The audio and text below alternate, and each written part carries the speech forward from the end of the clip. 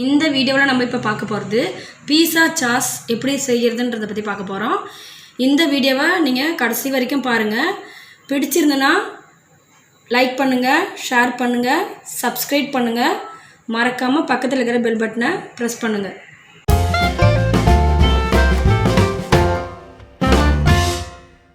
பீஸா sauce செய்ய தேவையான பொருட்கள்: தக்காளி 4,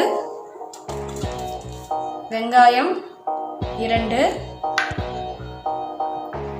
பூண்டு 20 எடுத்துக்கோங்க, காஞ்ச மிளகாய் ஒரு 10. அப்புறம் வாங்க நம்ம தக்காளியை இது எல்லாத்தையும் வேக வச்சுக்கலாம். நம்ம தண்ணியை கொதிக்க வச்சுருக்குறோம். அதில் தக்காளியை போட்டுக்கோங்க, காஞ்ச மிளகாயும் போட்டுக்கோங்க,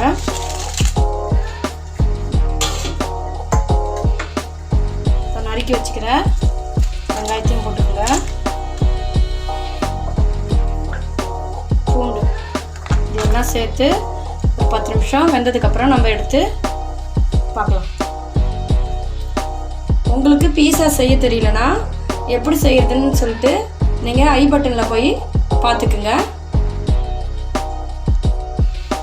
தக்காளி நல்லா வெந்துருச்சு. இப்போ நம்ம இதை எடுத்து ஆற வச்சுக்கலாம். ஆறினதுக்கப்புறம் தான் நம்ம வந்து மிக்சியில் போட்டு இதை நம்ம அரைக்கணும்.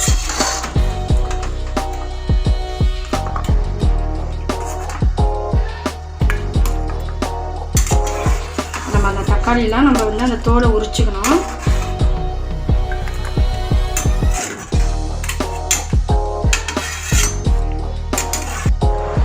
நம்ம தக்காளியில் இந்த மேல் தோலெல்லாம் உரித்து எடுத்துக்கலாம்.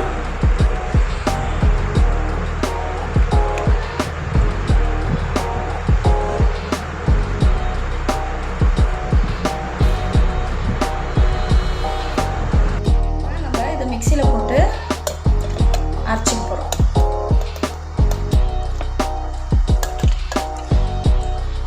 எல்லாத்தையும் சேர்த்து அரைச்சிங்க.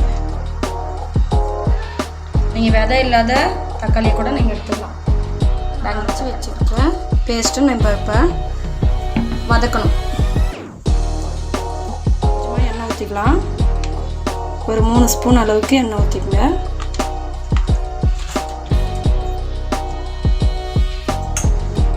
இப்போ நம்ம இந்த சாஸை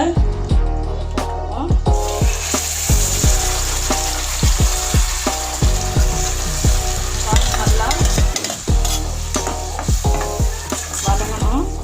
இதில் நம்ம வந்து உப்பு போட்டுப்போம்.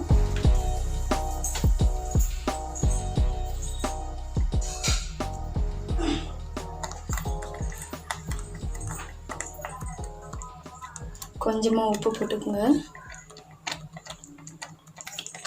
காரத்தூள் 1 ஸ்பூன் சேர்த்துக்குங்க.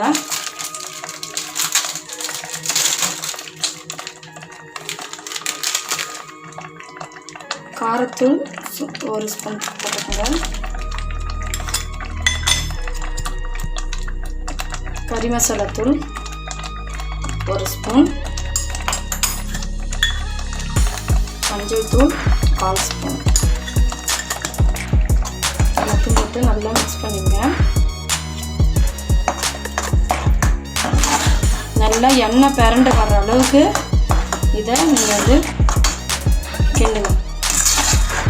நல்லா எண்ணெய் கிரேவி மேலே வர்ற அளவுக்கு நம்ம வந்து இதை கிண்டிக்கிட்டே இருக்கணும். பெருஞ்சீரக பொடி ஒரு 1/2 ஸ்பூன் போட்டுக்கோங்க, வாசனையாக இருக்கும். அதுக்காக பீஸா சாஸு ரெடி ஆகிடுச்சு.